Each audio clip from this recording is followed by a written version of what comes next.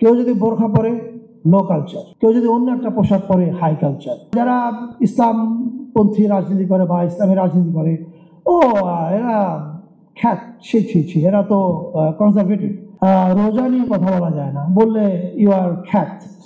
শবে বরাত নিয়ে কথা বলা যায় না, কিন্তু বড়দিন, পূজা, এগুলো নিয়ে কথা বললে কোনো সমস্যা নেই। এগুলোতে ইউ আর নট খ্যাত, ইউ আর সেকুলার।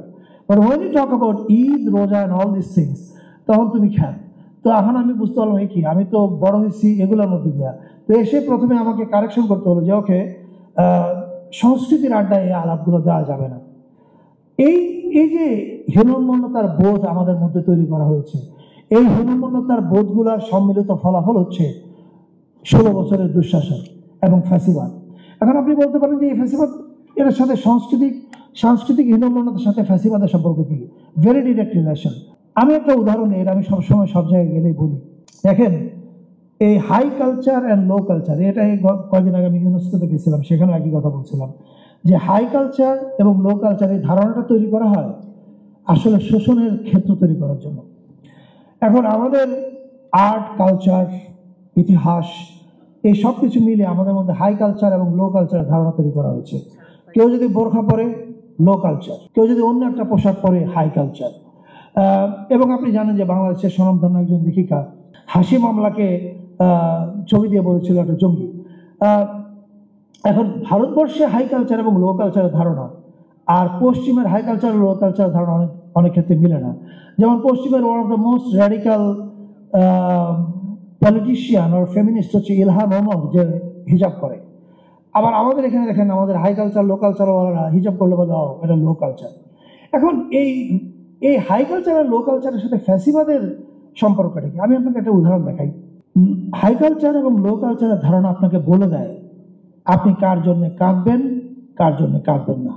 ওদের স্বপ্ন পূরণে পাশে থাকতে পেরে আমরা গর্বিত। আপনি কি কখনো জিয়াউর রহমান সম্বন্ধে কোনো ভালো লেখা দেখেছেন আমাদের সকল এলিট বুদ্ধিজীবীদের মধ্যে? না। আর ইসলাম সম্পর্কে তো যেটা বলার সেটা বললামই।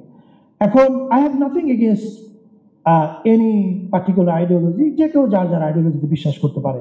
কিন্তু আপনি যখন অন্য একটা আইডিওলজিকে ছোট করেন, তখন যে ক্ষেত্রটা আপনি তৈরি করেন সেটা হচ্ছে এই যে আমাদের হাই কালচার লো কালচারের বড় ভাইয়েরা আমাদেরকে শিখিয়েছেন বিএনপি এরা ক্যান্টনমেন্ট থেকে এসছে, ছি। যারা ইসলামপন্থী রাজনীতি করে বা ইসলামী রাজনীতি করে, ও এরা খ্যাত, ছি, এরা তো কনজারভেটিভ।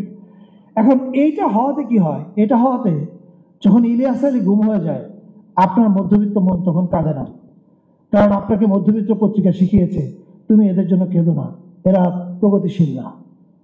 যখন ব্যারিস্টার আরমান গুম হয়ে যায়, আপনি কাঁদেন না, কারণ আপনাকে মধ্যবিত্ত পত্রিকা, যেটা আপনার মন তৈরি করে, সে আপনাকে শিখিয়েছে তুমি আরমানের জন্য কেঁদো না, কারণ আরমান প্রগতিশীল না।